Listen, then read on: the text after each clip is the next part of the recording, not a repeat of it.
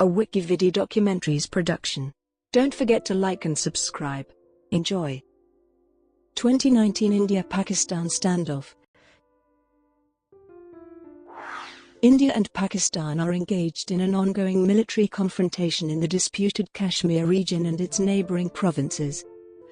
The heightened tensions stem from a suicide car bombing that happened on the 14th of February 2019. In the bombing, a militant from Jammu and Kashmir killed 40 Indian Central Reserve Police Force members in Pulwama. The Pakistan-based militant group Jaish-e-Mohammed claimed responsibility, while Pakistan's government condemned the attack and denied any involvement. Reacting to the suicide attack, on the 26th of February the Indian Air Force conducted airstrikes inside Pakistan, for the first time since 1971. India claimed it conducted a preemptive strike against an alleged terrorist training camp and claimed to have killed a large number of militants, local residents, and the Pakistani military disputed India's claims about the strike, saying no one was killed nor was infrastructure damaged. Escalating the situation, India and Pakistan exchanged fire across the line of control on 26 and the 27th of February. 10 Indian soldiers were injured while 4 Pakistani civilians were killed in the shelling. On the latter day, Pakistan conducted airstrikes in Indian-administered Kashmir which caused no casualties or damage. Also on the 27th of February, Pakistan claimed that it had captured 2 pilots after shooting down 2 Indian jets over Pakistani airspace. India claimed that only one MiG-21 had been lost and demanded the release of the pilot. India also claimed to have shot down a Pakistani F-16, which Pakistan denied. Pakistan later clarified that only one Indian pilot, Abhinandan Varthaman, was captured, and he was subsequently released on the 1st of March. Background: India and Pakistan have long been at odds with each other, having engaged in several wars, conflicts, and military standoffs. The roots of the continued tension are complex, but have centered mainly around the erstwhile princely state of Jammu and Kashmir. After the 1947 partition of India, the newly formed independent states of Pakistan and India squabbled over it, which led to the Indo-Pakistani War of 1947-1948 and a subsequent sharing of the state. The settlement was non-agreeable to both the parties, and since then, this had become an ongoing intractable issue leading to a war in 1965. The nations also partook in another war in 1971 which led to the formation of Bangladesh. Both countries developed nuclear weapons in the 1990s, and this had a sobering effect on the next major conflict, the 1999 Kargil War. As of now, the line of control demarcates the areas of administration. Pakistan administers the territory to the northwest of the line. India administers the territory to the southeast. Since 1989, a militant-fueled insurgency has raged in India-administered Kashmir, driven by a desire for either independence or union with Pakistan. The United Nations has accused Pakistan of providing material support to the militants and accused India of committing human rights violations. The standoff occurred ahead of the 2019 Indian general election. After the Pulwama attack, Pakistan's PM attributed Indian government's desire to retaliate against Pakistan to the upcoming election. The Indian government rejected the allegation. Many analysts have stated that a military response to Pakistan would improve the electoral prospects of India's ruling party. Pulwama attack.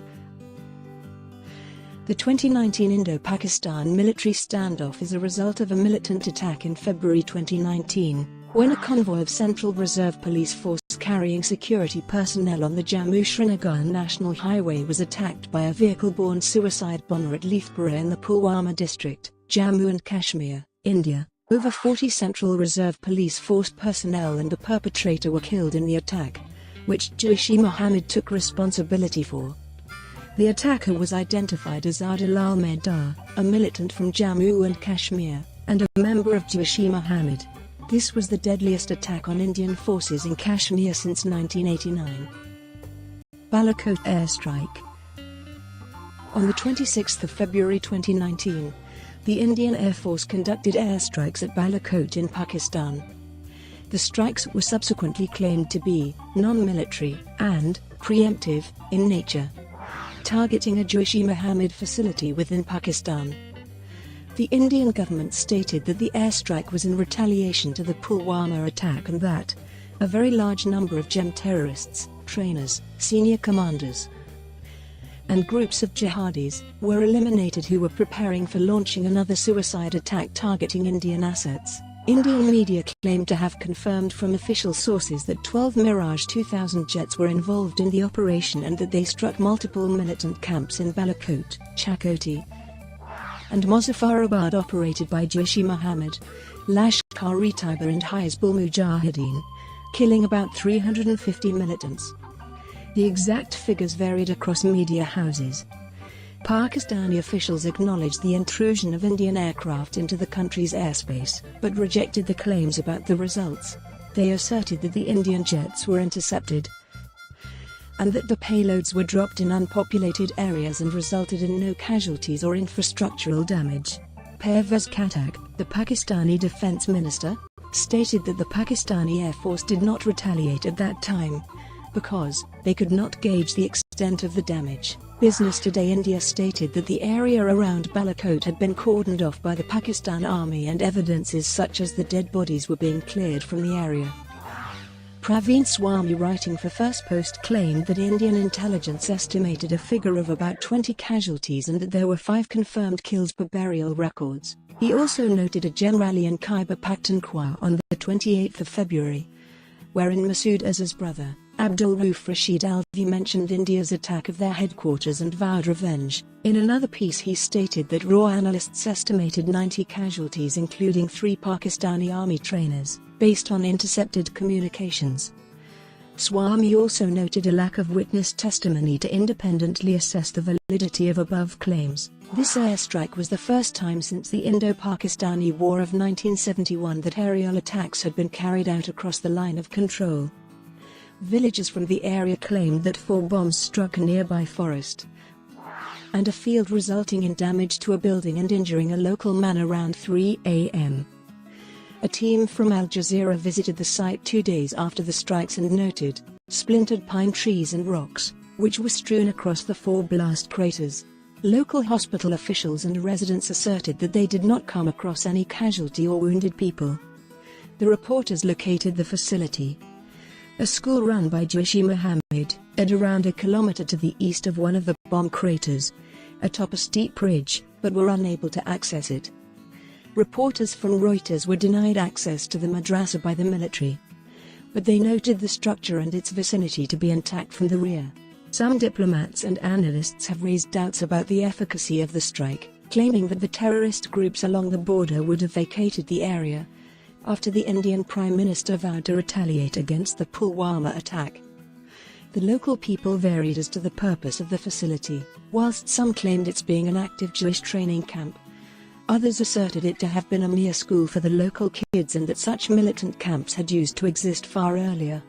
Satellite data analysis by Nathan Ruser from the Australian Strategic Policy Institute noted the absence of any apparent evidence to verify Indian claims. Michael Sheldon, a digital forensics analyst at the Atlantic Council, did an independent investigation on the issue, in which he asserted that no damage was caused to any infrastructure around the target site. He concluded that something appears to have gone wrong in the targeting process, which was mysterious in light of the autonomous nature of the missiles supposedly used.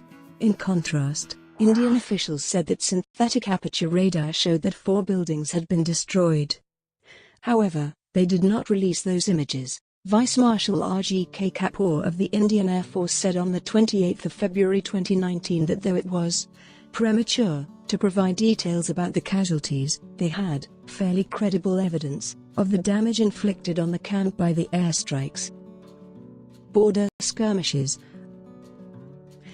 Heavy skirmishes between Pakistani and Indian forces occurred along the line of control on the 26th of February, with small arms and mortar fire being exchanged. Pakistani officials reported that at least 4 civilians were killed and 11 were wounded. A 55-year-old woman and her 2 children were killed in the Nakheel sector. In the Quirata sector, a 40-year-old woman was killed. Throughout the 27th of February, heavy exchanges of fire between Indian and Pakistani forces continued along the line of control. 10 Indian soldiers were injured along with 2 residential houses being destroyed in the skirmishes.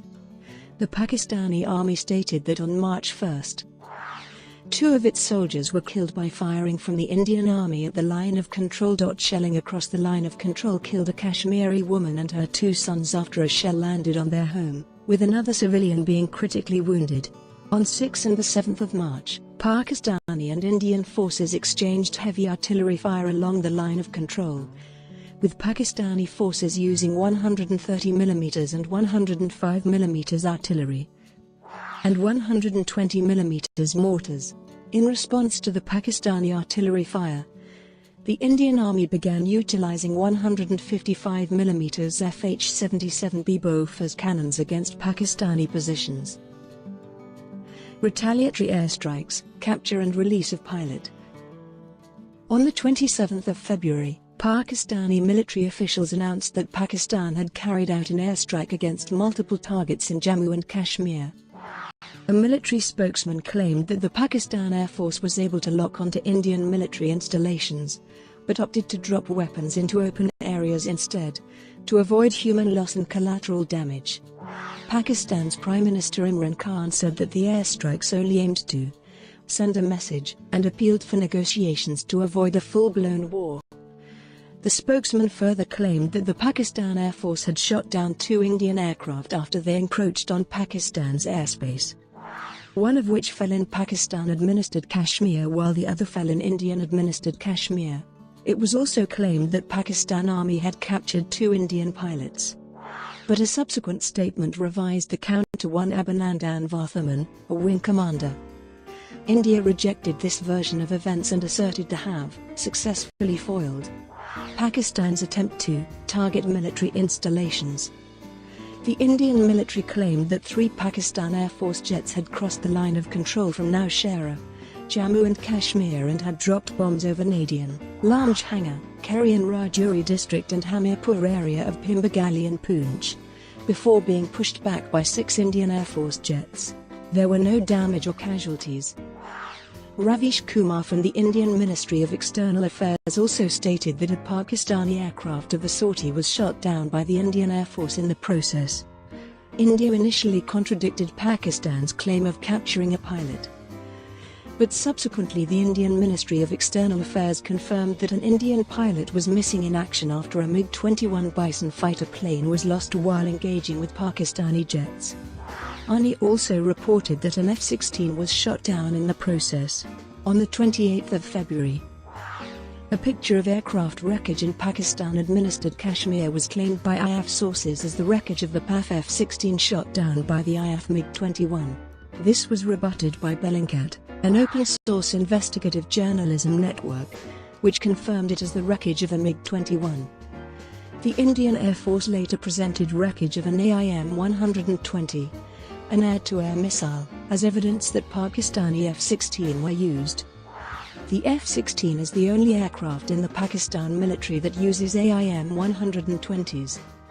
These claims were rejected by Pakistan's ISPR branch, who rejected any use of F-16s in the attack, and claimed to have used Chinese-designed JF-17s only, whilst asserting that no Pakistan Air Force jet was damaged in the process. The U.S. Embassy in Islamabad has since been looking into a potential violation of end-user agreement that governed the sale of F-16s. The retaliatory airstrikes coupled with the capture of the Indian pilot led to a heightened state of military alert. Tanks were deployed to the border in the Pakistani side whilst several Kashmiri residents reportedly fled their homes and painted their homes with Red Cross signs to avert airstrikes. Pakistan released the captured pilot on the 1st of March, describing the move as a gesture of peace. The Indian Air Force though asserted the pilot's release as an obligation under the Geneva Conventions. The Indian media also criticized Pakistan's release of his photographs and interrogation videos to be against the protocols of the convention. A video published by the state just prior to his release that showed him praising Pakistani army and condemning Indian media was criticized for being heavily edited. On the 27th of February, a Pakistani drone was shot, and brought down near the border at Kutch in Gujarat on the 4th of March. An Indian Su-30 MKI fighter jet shot down a Pakistani UAV with an air-to-air missile in Bikaner sector of Rajasthan. On the 10th of March, Indian Army's Air Defence Wing shot and brought down another Pakistani UAV in the Ganganagar sector in Rajasthan. On the same day, another drone was fired upon and forced to return back to Pakistani airspace. Submarine. On the 5th of March, the Pakistani Navy claimed to have successfully warded off an intrusion attempt by an Indian submarine into its territorial waters and released a video of a surfaced submarine. The Indian Navy rejected these claims as false propaganda. Closure of Pakistani airspace. On the 27th of February, Pakistan cancelled all commercial flights and closed its airspace until the midnight of the 28th of February. A notum was issued by the Pakistan Civil Aviation Authority to close the airspace. Airlines were forced to reroute or cancel their flights with routes planned over Pakistan, leaving passengers stranded. On the 1st of March, at 11:40 am, the notum closing the airspace was extended until 8 am on the 4th of March with 23 exceptions listed. Pakistan's airspace was closed for flights crossing the country's airspace except for arriving and departing flights at major airports around Pakistan as per notum issued by the SAR. The airspace closure was again extended till the 11th of March. Suspension of Samjhauta Express. On the 28th of February, Samjhauta Express, a train that runs twice weekly between India and Pakistan, was suspended by the government of Pakistan. It was scheduled to depart from Lahore with 16 passengers, who were stranded there. On the 4th of March, Pakistan, and consequently India, resumed the operations of Samjhauta Express. Pakistan arrests suspected militants. On the 5th of March, Pakistan arrested 44 members of various groups, including the Jaish-e-Mohammed. Some of those arrested had been named by India in a dossier it gave to Pakistan in the aftermath of the Pulwama attack. Pakistan said those arrested will be held for at least 14 days, and if India provided further evidence they would be prosecuted. Among those arrested were relatives of Jem leader Masood Azhar, including his son Hamad Azhar, and his brother Abdul Rauf. Brought to you by WikiVidi documentaries. Would you like to know more?